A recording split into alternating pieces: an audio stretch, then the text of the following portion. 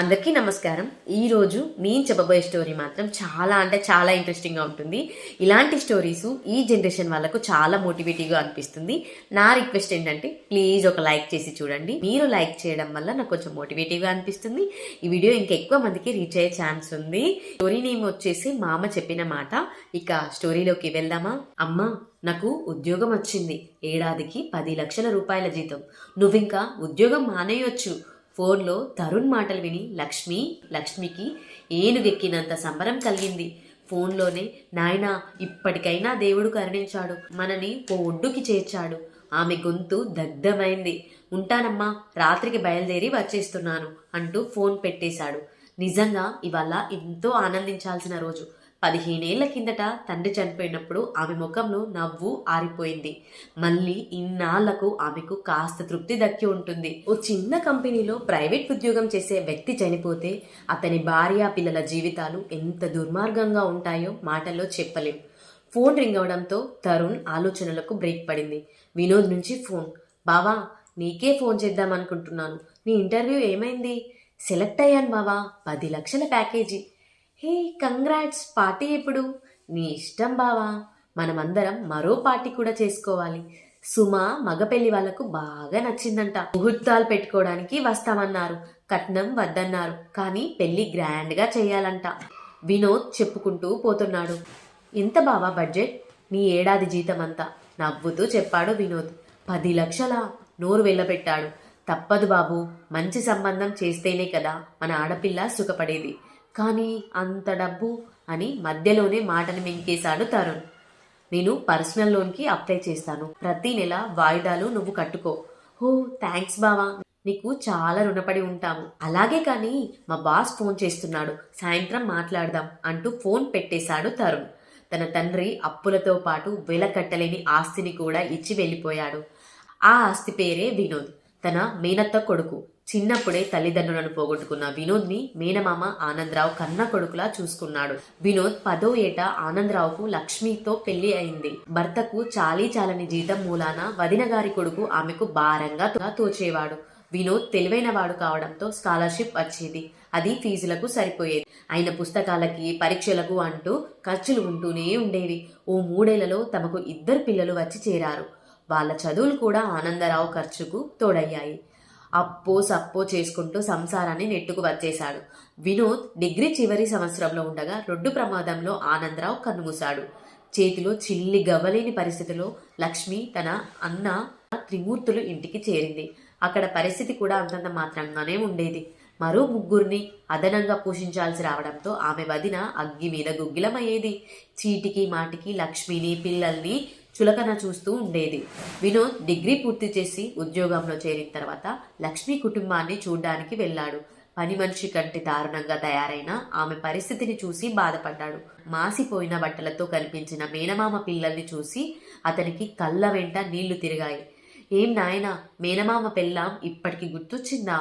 మేమే ఇబ్బందులు పడుతుంటే ఈ తిక్కుమాలిన దరిద్రం కూడా దాపురించింది మా ఇంటికి అంటున్న లక్ష్మి వదిన గారి దెప్పిపొడుపు మాటలతో వినోద్కి పరిస్థితి అర్థమైంది. చివరికి మా కర్మ ఇలా కాలింది. చెడి పుట్టింటికి వెళ్ళకూడదు.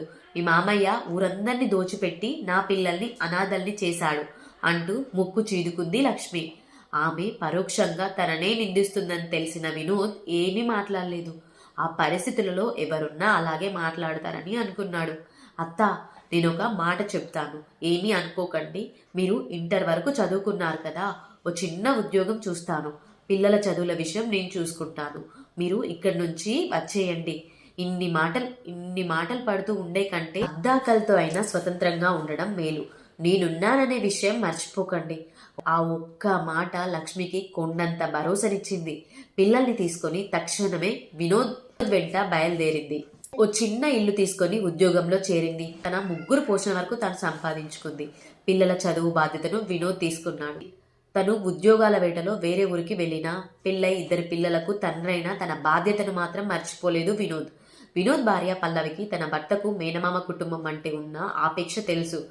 తరుణ్, సుమ కూడా ఆమెను సొంత అక్కలాగే భావిస్తారు. తరుణ్కి ఉద్యోగం రావటం, సుమ పెళ్లి కుదరడం ఒకేసారి జరిగాయి. వినోద్ మా మేనల్లుడైనా నాకు పెద్ద కొడుకు లాంటివాడు. ఏ విషయంలో అయినా వాడితోనే మాట్లాడండి. వాడి మాటే నా మాట. మగ పెళ్లి వాళ్ళకు చెప్పింది లక్ష్మి. లక్ష్మి అన్నయ్య త్రిమూర్తులను కూడా పెళ్లికి పిలుద్దామన్నాడు వినోద్. కానీ లక్ష్మి మాత్రం ససీమేరా అంది. నేను నా 2 పిల్లలతో వాళ్ళ గడప దిగిన నాటి నుంచి ఈ రోజు వరకు వాళ్ళు నన్ను పట్టించుకోలేదు. ఏదో నువ్వుండబట్టి సరిపోయింది. లేకపోతే నేను నా పిల్లలు ఏమైపోయేవాళ్ళం? లక్ష్మి దుఃఖాన్ని ఆపుకోలేకపోయింది. మామయ్య, మీరు లేకపోతే నేను ఏమయ్యేవాడిని? అతను మీ తోడబుట్టిన అన్నయ్య. పెళ్లిలో పెద్ద దిక్కు లేకపోతే ఎలా? వినోద్ మాటలు ఆమెను కన్విన్స్ చేయలేదు. కానీ అతని మాటను కొట్టిపారేయడం ఇష్టం లేక మౌనంగా ఉండిపోయింది. సుమ పెళ్లి అంగరంగ వైభవంగా జరిగింది. లక్ష్మి ఇన్నాళ్ళు నువ్వేమయ్యావని కూడా నేను పట్టించుకోలేదు, నన్ను క్షమించమ్మా అంటున్న వదిన మాటల కంటే పక్షవాతంతో ఎడమ చేయి కాలు పడిపోయిన త్రిమూర్తులను చూసి లక్ష్మి చెలించిపోయింది. ఇంటి పరిస్థితి గాడి తప్పడంతో లేక పుట్టిన ఒకగానొక కొడుకు అజయ్ 10వ తరగతిలో చదువు ఆపేశాడు. మొబైల్ గేమ్స్ ఆడుతూ సమయాన్ని వృధా చేస్తున్నాడు.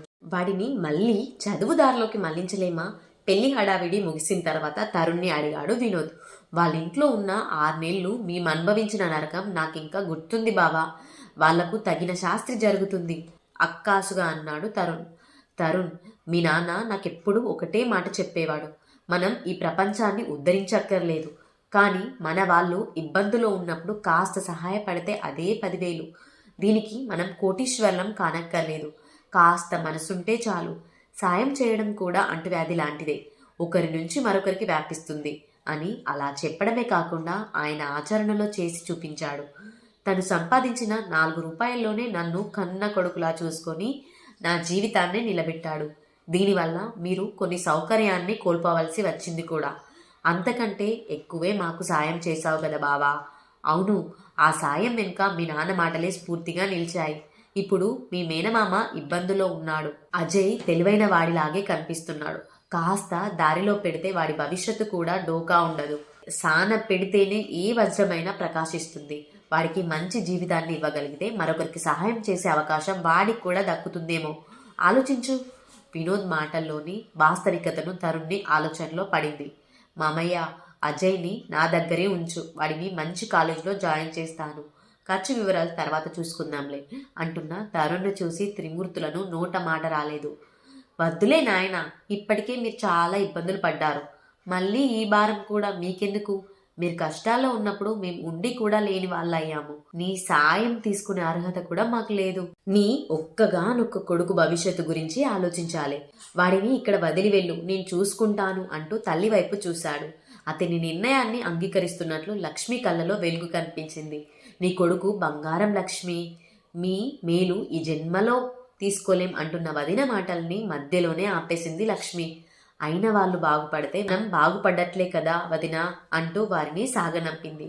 అత్త, అజయ్ని ఇక్కడ చదివించడానికి నువ్వు అంగీకరిస్తావు అనుకోలేదు. నువ్వు తరుణ్తో అన్న మాటలు, అదే మీ మామ చెప్పిన మాటలు విన్నాను వినోద్. నిజమే, కష్టమో నష్టమో మన వాళ్ళను మనమే ఆదుకోవాలి. అప్పుడే నీలాంటి మాణిక్యాలు తయారవుతాయి. అంతకు మించి మనం లోకాన్నేమి ఉద్ధరించలేదు నవ్వుతూ అంది లక్ష్మి. ఫ్రెండ్స్, ఈ వీడియో ఇక్కడికే సమాప్తం. ఈ వీడియో పైన మీ విలువైన ఒపీనియన్ని కామెంట్ రూపంలో తెలియచేయండి.